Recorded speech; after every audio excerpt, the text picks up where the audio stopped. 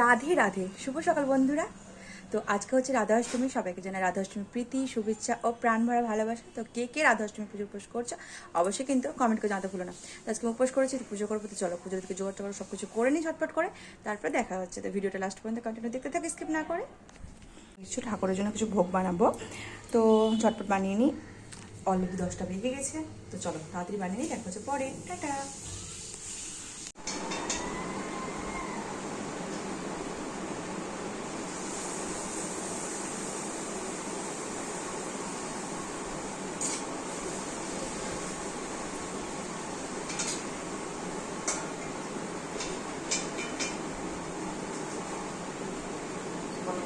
তো এখানে আমি কিছু ভোগের আয়োজন করেছিলাম, তার মধ্যে করেছিলাম হচ্ছে লুচি, মালপোয়া, ক্ষীরের পাটিসাপটা, আর করেছিলাম সুজি। বাবান যেহেতু খুব ছোট, তার জন্য বেশি কিছু আয়োজন করতে পারিনি। আর হ্যাঁ, জানি আমি ভোগ রান্না করার সময় কোনো কথা বলতে নেই, তার জন্য এখানে আমি ভয়েস ওভার দিচ্ছি পরে করে। আমি কোনো কথা বলিনি, পরে করে এখন ভয়েস ওভার দিচ্ছি। তো এই সামনে কিছু আয়োজন করতে পেরেছিলাম। সমস্ত কিছু গোছানো হয়ে গেছে, ঠাকুরের জন্য সব কিছু রেডি করা হয়ে গেছে। তো চলো ঝটপটগুলো পুজো করে নিই। তার আগে আমি একটু কাপড়টা চেঞ্জ করে আসি। আমি রেডি হয়ে গেছি, কিছুই করিনি, জাস্ট একটু রেডি হয়েছি। শাড়ি পরে নিয়ে আজকে গোপী ড্রেস পরেছি। গোপী ড্রেসটা হচ্ছে মায়ের করে নেওয়া হয়েছিল, মেয়ের জন্য নেওয়া হয়েছিল। তো মেয়ের ড্রেসটা আজকে আমি পরে নিয়েছি।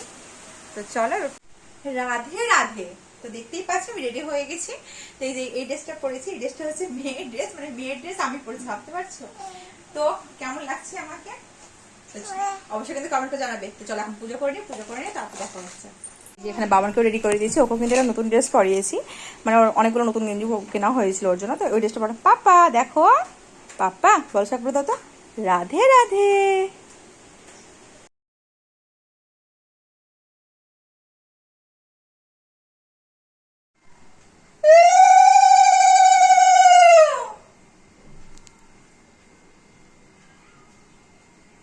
আমার পুজো কমপ্লিট হয়ে গেছে, এইমাত্র সবে 12টা 20 বাজছে, এখন হচ্ছে পুজো করে উঠলাম। তো চলো একটু ঠাকুর ভোগ সেবা নেই ততক্ষণ। আর এখন আমি আবার ড্রেসটা চেঞ্জ করে এখন রান্নাবান্না করবো দুপুরে। তো দেখি কী করি না করি। আর আমার চ্যানেল যদি নতুন হয়ে থাকো তো প্লিজ এর চ্যানেলকে ফলো করে দিও। দেখা হচ্ছে পরে, টাটা। তো পুজো থেকে উঠে সঙ্গে প্রসাদ দিয়ে দিয়েছি, ফ্লাওয়ার খাওয়া হয়ে গেছে। এখন বসে হচ্ছে রান্নাতে করছি হচ্ছে। চলো তোমার দেখাচ্ছি কি কি রান্না করেছি। সমস্ত রান্না এখনো হয়নি, 2-1টা রান্না হয়েছে। তো এখানে করেছি হচ্ছে এই যে সুজি করেছি দুপুরের জন্য। আর হচ্ছে এখানে করেছি হচ্ছে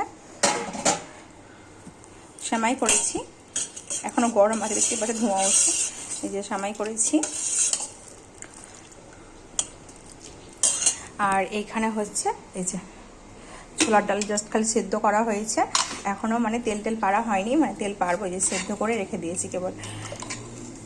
আর এই যে আমি কড়াই একটু জিরা উলিয়ে গুঁড়ো করে ওটা লাস্টে আমি দিই, তো তার জন্য ওটা করছি। এখানে মেয়ে এখানে আমাকে আটা মেখে সাহায্য করছে, লুচি হবে তার জন্য।